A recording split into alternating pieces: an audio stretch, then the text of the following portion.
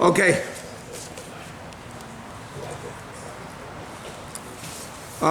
Continue where we left off last time. Last time we were talking about wheelchairs, crutches, all those types of things.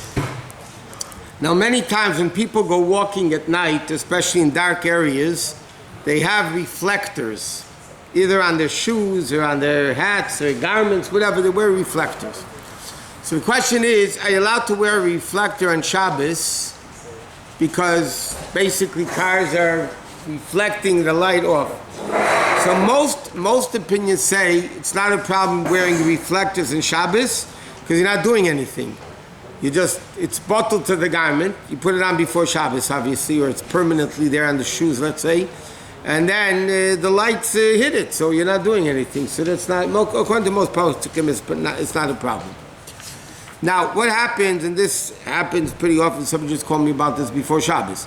What's it then people need to carry medication on them sometimes?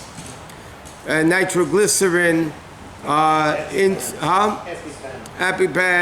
insulin, all these different things. Is a person allowed to carry them on Shabbos in the street? Well, if it's forbidden to do it, then yeah, Halacha will say to stay home. So the question, what's the story with that?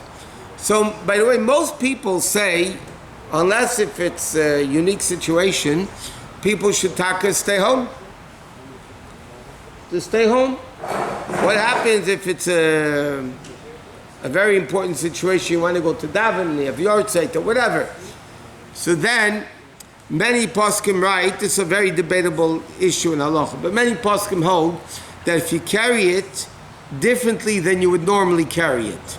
In other words, you can't just put it in the pocket. That's the normal way of carrying it. But what happens if you put it, let's say, you put it into a plastic bag and you stick it inside your shoe, or you put it inside your hat. So because it's not the normal way of carrying it, it's only asim with rabbanon. So because it's only rabbinically forbidden, so many people permit to go to shul for mitzvahs. But ideally, according to most opinions, just let's say to go out socially on Shabbos.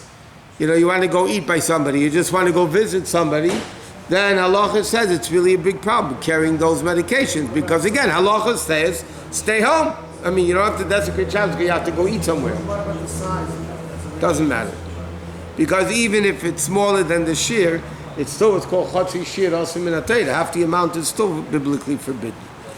So ideally, if somebody needs nitroglycerin and all that, ideally they should stay home, but if they need to go out, so then they could carry it as long as they do it with a shinui. Okay? Now, this is a very interesting question. It came up recently in the city to the Rabbanim about beepers and walkie-talkies. Now you have the Hatzalah members.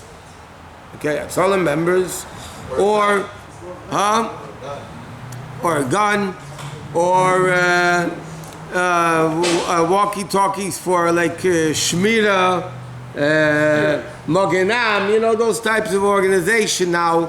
And the question is, are you allowed to wear a beeper? Are you allowed to wear a walkie-talkie? Can you carry a gun with you? So this is a very, very complicated shaila.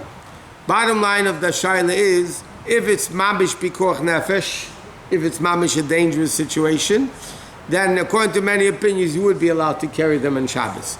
If it's not considered a life-endangering situation, then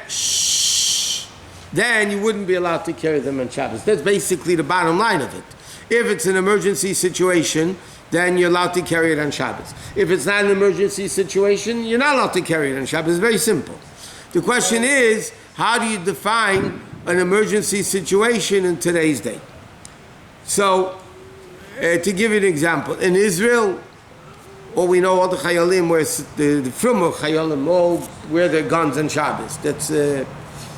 But the question is, let's say here in the city of LA, is right now at the present situation, is it dangerous to walk in the street? For sure, a dangerous sakana? No. So therefore it's a question. Now, Hatzalah members, it's known they have a heter to wear their pagers or the beepers or their whatever it is, that the cell phones, whatever. But then they're allowed to, because it could be a suffix, emergent situation comes up, and then you'd have to go right away, and you can't, not get the phone call. So Hatzalah members, in most places, the Rabbanim do permit them to wear the beepers or whatever they need for that Hatzalah. But they can bring the gun to shul on Friday. Now the question is, at the time when the Poway story happened and the other stories happened, so many people called, it's a corner, you have the dangerous situation in the world, the mamish, we're going to get killed in the street, everybody has to wear a gun. It's not true. I mean, let's be realistic. A story happens, one story in America, how often does it happen? Even when those stories happen a few months apart, that's not called Koch Nefesh throughout the whole country. Now, as we learned already in the past, according to many opinions, a gun is not muktzah. The actual gun is not muktzah. But the question is, can you carry a gun in the street? Now, if there's a native and you go by the native, so then again, it's not a question, because then obviously you're allowed to carry a gun in the street. But if you don't go by the native, or there is no native, so now the question is, can you carry a gun in the street? So unless it's proven that it's dangerous, you're not allowed to wear it. Even if a person is a security guard for a shul, again, for him to walk outside the shul with a gun, what type of sakana is that if it's sure going to happen? Is extremely doubtful. So the big shaila is it called pikuach nefesh or not? Prevention is worth a pound of cure. Yeah, but that doesn't mean Michal Shabbos. What? But you can't answer, because you said if it's a security purpose, it's not sakana. Then it's not any different than anything else. But if that person is acting on behalf of securing the kehillah, the shul, or whatever it is, That's only in a situation when it's considered dangerous. I don't think in America it's considered dangerous situations all around the country. To say every place in the country is a danger, I don't know. and even for example, just as a question with what's gone on recently on the other side of town, more so than this side of town, with many attacks. So there were meetings with these people and they wanted to say this, I don't know. I'm just saying it's not such a simple It's thing. not simple what you're saying. It's, not cut and dry. what I'm saying is it's very not clear whether it's, I can tell you what the clear halach is. If it's a dangerous situation, you can wear it in the street, and if not, not. Okay, that's is it considered a sakana today? It's questionable, it's debatable. The fact that you're wearing it in the holster has no bearing. That's normal way of carrying it, it's not an issue. Okay, next. Articles that are worn permanently. The example they give over here is like this. Years ago, when they pierce, they would used to pierce little girls' ears. You want to wait a minute? They used to pierce little girls' ears, but they didn't give them earrings until they were older. So they used to stick in a splinter of wood inside the ear that the hole shouldn't close up. Now that's obviously not jewelry, but because it's worn permanently means for an extended, it could be years until they actually got the earrings or whatever it is, so then it would be allowed to be worn on Shabbos in the street. Even though it's not really a garment, but it's worn permanently, so it's considered a garment. But you can't puncture your wall on Shabbat. You make a earring hole? No, that you can't do on Shabbos. Okay. Next dinim over here is also what happens if somebody carries by mistake. They have realized in the middle of Shabbos they're walking out and they realize there's something in their pocket or what. Huh? It happens. That's why there's a din. There's a din in halacha.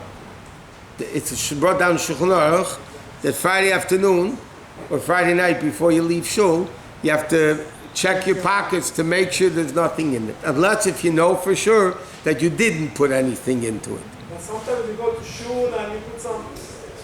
So therefore, by the way, many people have a minhag, they won't put anything in their pockets in Shabbos because they shouldn't come to carry it. But it says in Shulchan Aruch that if you do, you have to check your pockets before you go outside or before Shabbos begins to make sure you're not carrying anything. If you do have some in your pocket. So now the question is, what happens? You're walking in the street and then you realize you have something in your pocket. So let's say you go we'll give an example. Shul is private domain. Your home is a private domain, but you're walking through a public domain.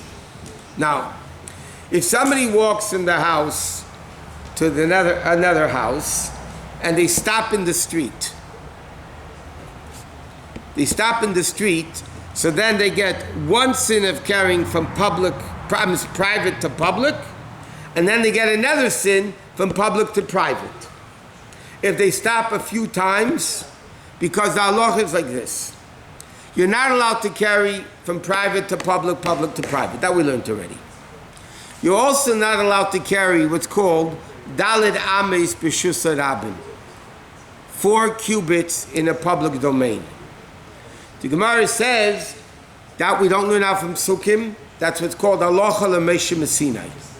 That is what's called Halacha L'Moshe Messinai. That was given to Moshe, oral tradition, that you're not allowed to carry 4 amis in a public domain, which means 6 feet in a public domain. Okay? The Rishonim, some of the Rishonim in the Gemara Shabbos, give a logic behind it. In other words, it's Halacha L'Moshe Messinai. But like, what's the logic between them in it? So it's very simple. The Gemara says that the average height of a person is 3 amas.